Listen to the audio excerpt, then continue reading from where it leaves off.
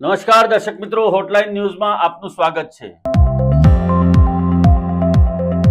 પૂર્વ મુખ્યમંત્રી અને હાલમાં ઉત્તર પ્રદેશના ગવર્નર એવા આનંદીબેન પટેલે ફરી વખત કહ્યું છે કે રાજકારણની અંદર પટેલવાદ ન હોવો જોઈએ અને પટેલ એક છે। લેવા પટેલ અને કડવા પટેલ વચ્ચેના જે ભેદ છે એ પણ ન હોવા જોઈએ। સમગ્ર સમાજને એક થવા માટે કહ્યું છે। સાથે સાથે એમણે એવું પણ ટકોર કરી છે કે અલ્પેશ ઠાકોરને કારણે આજે પાટીદારો એક થયા છે। અલ્પેશ ઠાકોરે જે ઠાકોરોનું સંમેલન બોલાવ્યું હતું એમાં કોંગ્રેસ અને ભાજપના નેતાઓ હાજર હતા।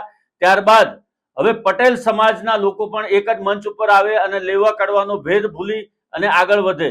રાજકારણની અંદર પટેલવાદ ન હોવો જોઈએ। જો કે આજ આનંદીબેન પટેલનો જે રાજકીય રીતે ભોગ લેવાયો હતો, તેઓ મુખ્યમંત્રી હતા ત્યારે કથિત પાટીદાર આગેવાનોએ જ એમની સામે અંદરખાનેથી વિરોધ નોંધાવ્યો હતો અને પાસ અનામત આંદોલનને અંદરખાનેથી હવા આપી હતી, જેને કારણે આનંદીબેન પટેલે મુખ્યમંત્રી પદ છોડવું પડ્યું હતું। જાહેરની અંદર નિવેદનો કરતા થયા છે। એની સાથે સાથે તેઓ ઘણી જગ્યાએ પટેલ સમાજને પણ ટકોર કરે છે અને ખાસ કરીને સમાજની એકતા માટે તેઓ સતત કાર્યરત રહે છે। તાજેતરમાં જ અનાર પટેલને પણ ખોડલધામમાં જે પ્રમાણેનું પદ આપવામાં આવ્યું છે એની પણ એમને ખુશી છે અને એની વિગતો પણ તેઓ વારે વારે વાગોળતા રહે છે અને પોતાના ભાષણની અંદર પણ એનો સમાવેશ કરતા રહે છે।